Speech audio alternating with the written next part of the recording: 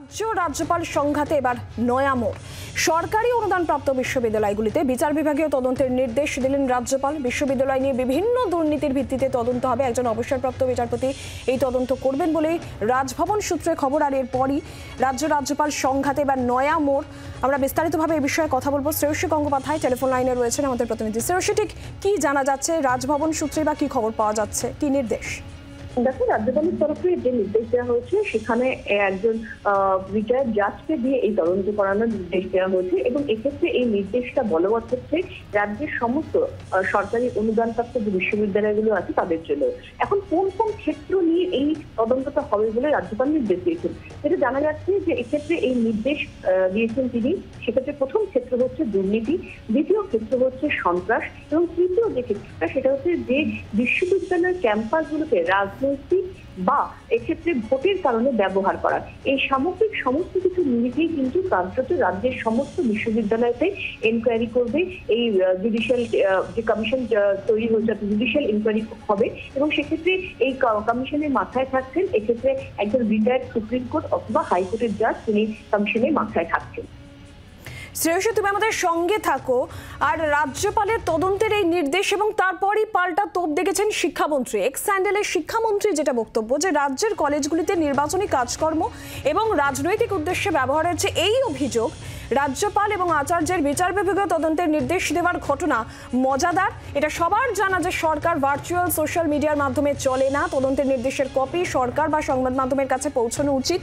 আমরা এই বিষয় নিয়ে একটু কথা বলবো শ্রেয়সীর সাথে। শ্রেয়সী, শিক্ষামন্ত্রীর পাল্টা তোপ এক্স স্যান্ডেলে। একেবারে শিক্ষামন্ত্রী তিনি কিছুক্ষণ আগেই যেটা তার সোশ্যাল মিডিয়াতে তিনি পোস্ট করেছেন, যেখানে তিনি বলছেন যে এক্ষেত্রে যে তদন্তের নির্দেশ দিয়েছেন রাজ্যপাল তার কপি সরকারের কাছেও আসা উচিত। শুধুমাত্র সোশ্যাল মিডিয়া বা সংবাদ মাধ্যমে সেটা সেই নির্দেশটা বা সেই অর্ডারের বিষয়টা তাদেরকে জানানো সেটার মধ্যে সীমাবদ্ধ থাকা উচিত নয়, এটা সরকারের কাছেও কিন্তু এই নির্দেশ আসা উচিত।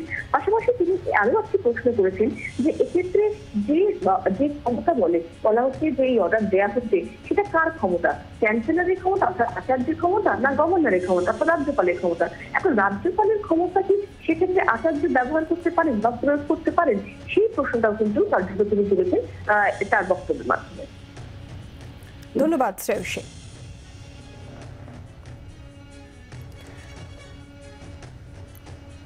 আর রাজ্যপালের এই নির্দেশ, তদন্তের নির্দেশ, তাই নিয়ে রাজনৈতিক মহলের কি প্রতিক্রিয়া সেটা আমরা শুনবো। তৃণমূল কংগ্রেস অরূপ চক্রবর্তী কি বলছেন, সিপিআইএম এর তরফ থেকে মোহাম্মদ সেলিমের বক্তব্য কি এসেছে এবং বিজেপির তরফ থেকে কি বলা হচ্ছে, রাহুল সিনহা কি বলেছেন, শুনুন।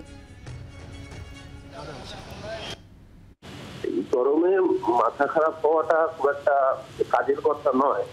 আমি রাজ্যপাল পদকে সম্মান রেখেই বলছি, তিনি আনন্দবোধ যেটা করছেন অসাংবিধানিক, অগণতান্ত্রিক এবং স্বৈরতান্ত্রিক। গণতান্ত্রিক সিস্টেমে রাজ্যপাল পদটা একটা সাংবিধানিক পদ মাত্র।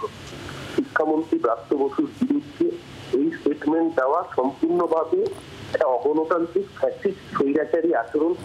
যদি কোথাও model code of conduct violate হয়ে থাকে সেটা দেখবার দায়িত্ব এক এবং একমাত্র নির্বাচন কমিশনার। সেই জায়গায় দাঁড়িয়ে আজকে রাজ্যপালের এই পদক্ষেপ পরিষ্কার করে দিচ্ছে যে উনি নিজে বিজেপির কার্যত দালালের ভূমিকায় অবতীর্ণ হয়েছে। নতুন কিছু আগের রাজ্যপালের ছিল, তোমরা সবসময় রাজভবন নবান্নের মধ্যে ব্যাপক কুস্তি, ভোট আসলে আরো বেশি হয়, তারপর সব একটা হয়ে যায়। এরা সব রসুনের কোয়ার মতো, পেছনে সব এক জায়গায় বাধা আছে আরএসএসের। রাজ্যপাল হোক আর শিক্ষামন্ত্রী হোক, আর তোমরাও ভোটের সময় মানুষের রুটি রুজি হকের কথা না বলে আর সব ইলেকট্রাল বন্ডের চুরির টাকা, দুর্নীতির টাকা এসব দূরে সরিয়ে দেওয়ার জন্য দেখা হয় সব নাটক। রাজ্যের যে সমস্ত সাহায্যপ্রাপ্ত যে সমস্ত বিশ্ববিদ্যালয়গুলো আছে সেখানেও একটা ঘুঘুর বাসা তৈরি হয়েছে। সেই ঘুঘুর বাসা ভাঙার কাজ আচার্য করছে, রাজ্যপাল নয়, উনি আচার্য। অতএব আচার্য হিসেবে তার যে ক্ষমতা, সেই ক্ষমতাকে সে দুর্নীতি রোধ করবার জন্য সেই সমস্ত ইনস্টিটিউশনকে যে তদন্তের আদেশ দিয়েছে তাতে তৃণমূলের এত ভয় পাওয়ার কি আছে? যদি কোনো অপরাধ না করে থাকে তাহলে তো ভয়ের কোনো কারণ নেই। কিন্তু তদন্ত হলেই তৃণমূল ভয় পায়, তার কারণ তদন্ত হলেই চোরেদের নাম বেরিয়ে আসবে আর সেই টাকা কালীঘাট পর্যন্ত গিয়েছে তার সূত্রও বেরিয়ে যাবে। বাংলার আওয়াজ, বাঙালির আবেগ, জি 24 ঘন্টা।